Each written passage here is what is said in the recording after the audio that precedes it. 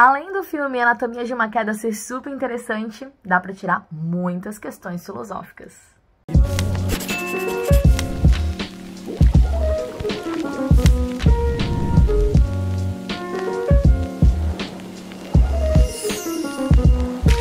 E aí galera, bem-vindos ao canal Felinista. Eu sou a Feline, professora e doutoranda em filosofia, e no vídeo de hoje eu tenho uma recomendação de filme e reflexões filosóficas que a gente pode tirar desse filme, como Anatomia de uma Queda.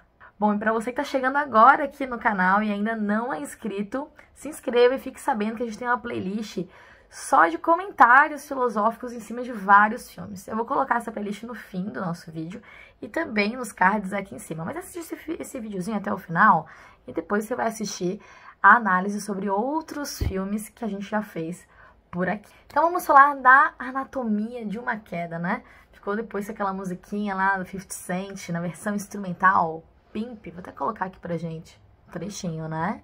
Ficou na nossa cabeça, né? Durante o filme. Enfim, galera, o que conta esse filme, né? O filme vai contar a história de uma autora, né? De uma escritora de ficção chamada Sandra, que inclusive é o nome da própria atriz, e que essa atriz, ela também estava num outro filme também lançado no final do ano passado, o início desse ano, não, final do ano passado, que é o filme Zona de Interesse, bem interessante. Posso fazer um vídeo aqui sobre também, porque dá para refletir sobre o conceito de banalidade do mal na Hannah Arendt em cima daquele filme. Mas enfim, voltando à Anatomia de uma Queda, esse filme então traz a história da Sandra, que é uma escritora, né, então de ficção, e do seu marido, né, do Samuel, e também do seu filho, né? Mas enfim, a cena ali inicial vai trazer a Sandra sendo entrevistada por uma estudante, e não, na verdade, tendo essa entrevista completamente atrapalhada pelo marido que estava ouvindo essa música, né, Pimp, do 50 Cent, na versão instrumental, num volume, assim, exorbitantemente alto. E, enfim, né, e eles vão brigar por conta disso. Na verdade, já parecia ser um relacionamento, assim, bastante conturbado, com bastante briga, bastante discussão e afins. Bom, como a entrevista ela é completamente, né, inviabilizada por conta do volume ali da música que o Samuel tá ouvindo, a entrevistadora ela vai embora e, né, como eu falei, ele tem toda a discussão e tudo mais, a um ponto que um pouco depois aparece morto o Samuel, né, que caiu ou se jogou ou foi jogado de uma janela. Ele é encontrado pelo filho do casal, que é o Daniel, né, que é uma criança cega. E que também passou já por uma história anterior que deixou a criança cega e que é bastante complexo também dentro de toda a relação ali entre os pais dele, né? Entre o Samuel e entre a Sandra. Bom, o que acontece é que acaba se levantando a suspeita de que Sandra tenha matado seu marido Samuel, já que eles tinham esse relacionamento conturbado e ele tinha atrapalhado aí, então, a entrevista de Sandra ouvindo a música, né, como eu falei, exorbitantemente alta. E aí vem todos os questionamentos em cima disso, né? Será que o Samuel ele se suicidou? Será que ele foi empurrado? Será que ele simplesmente caiu? Então, essa é a cena, né, inicial do filme, e depois a gente tem, né, muitas cenas dentro de um tribunal, de um julgamento, enfim, né, da Sandra ali, então, falando também com o seu advogado, da participação do filho, né, em meio a tudo isso. Bastante complexo, né, o filme traz muitas questões aí dentro desse processo, desse julgamento, e da Sandra, claro, né, tentando se defender para não ser incriminada como tendo matado ali, então, o seu marido. E quais são as questões filosóficas que a gente pode trazer em cima disso? Eu não vou comentar mais muito sobre o filme, senão vou dar muito spoiler, caso você não tenha assistido ainda, né, tentar te garantir que nesse vídeo eu não vou te dar spoiler sobre o filme.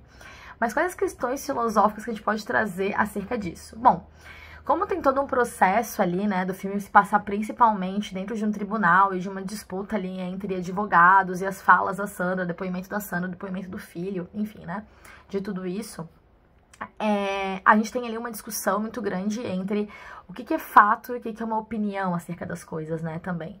Porque, bom, do Samuel que seria uma das partes interessadas, né? Ele morreu. Então, na verdade, todas as coisas também são muitas suposições, né? Com relação à vida do Samuel, com relação à vida da Sandra. E aí a gente tem esse conflito entre os fatos, a verdade e as opiniões acerca das coisas. Isso nos lembra muito, né, uma discussão lá da filosofia antiga, que é a discussão entre, né, Sócrates e os sofistas, porque os sofistas, eles trabalham muito em cima da questão da mera opinião, né? E opinião é algo variável, né? Já diria o Protágoras, o homem mede todas as coisas, então é algo variável, não posso estabelecer a verdade como algo absoluto. A questão é que Sócrates apresenta pra gente que a verdade, ela é uma só. A verdade, ela tem um caráter universal e ela depende somente da racionalidade. Ela não depende das coisas que são meramente aparentes, que formulam essas meras opiniões. Então, é algo muito mais interno aí do indivíduo, né? Sendo assim, a gente pode pensar que a gente tem uma situação ali que é o fato do filme, e as várias opiniões que vão surgindo, seja dos advogados, seja do próprio filho Daniel, né, seja das outras pessoas envolvidas em todo o julgamento, como assistente social, como até a própria menina, né, a entrevistadora, que estava ali um pouco antes da morte do Samuel. Então, todos esses aspectos aí, eles são bem relevantes para uma discussão entre o que é fato, o que de fato aconteceu, como de fato era o relacionamento deles, e quais que são as opiniões que elas são externas e que vão influenciar nessa questão do julgamento. Outro ponto relevante que a gente pode também refletir filosoficamente, agora utilizando o Foucault, né, é como como a vida da criminosa, né, da suposta criminosa, tá ganhando muito mais relevância durante o julgamento do que o próprio crime. Então, assim, muitas coisas sobre a vida dela, o anterior ao suposto crime, né, que ela teria cometido, porque ela é só uma suposta criminosa, não é certo que ela é uma criminosa. Então, essa questão toda vai trazer à luz discussões anteriores sobre a vida da Sandra, né, sobre a questão da sexualidade dela também, sobre o próprio ciúmes, né, ali do Samuel, entre outras coisas. Então, assim, transforma, né, a figura Sandra nessa criminosa que ganha destaque. Ela é julgada não pelo crime em si, mas por toda a história da sua vida e as coisas que são consideradas, de certo modo, né, aos olhos conservadores, principalmente imorais. Para fechar, a gente pode falar o quanto também esse interesse pela vida, né, da Sandra tá muito atrelado às questões de gênero, né? Porque existe toda uma cobrança da Sandra enquanto mulher, existe toda uma cobrança da Sandra enquanto mãe também, né? E a conduta moral dela, ela é muito mais avaliada, né, do que a conduta moral de outras pessoas que estão participando ali desse julgamento, e principalmente, né, da própria relação que ela tinha com Samuel. Então, o papel dela enquanto esposa, enquanto mãe, ele é muito mais questionado e colocado à luz exatamente para dar esse enfoque nela enquanto uma criminosa, né? Dando muito mais importância a esses outros elementos da sua vida do que necessariamente ao crime em si, que talvez, né, ela nem tenha cometido. Nesse sentido, socialmente, o valor da mulher acaba sendo muito mais questionado, né? Então, parece que ela já começa, de fato, como uma culpada, precisando provar que ela é inocente, né? Quando, na verdade, ela poderia partir do pressuposto de ser inocente e aí sendo mostrados fatos para colocá-la, então, como culpada. Mas não, pelas meras opiniões, ela é colocada como culpada e ela tem que constantemente provar o porquê que ela é inocente, né? Quando, na verdade, a acusação poderia colocar o porquê que ela é culpada. Então, enfim, essas questões que a gente pode levantar, bastante filosóficas, que a gente vê no filme Anatomia de uma Queda.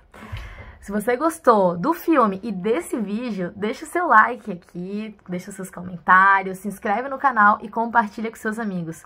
Fortaleça o canal para a gente chegar cada vez mais longe. Um super beijo e até uma próxima!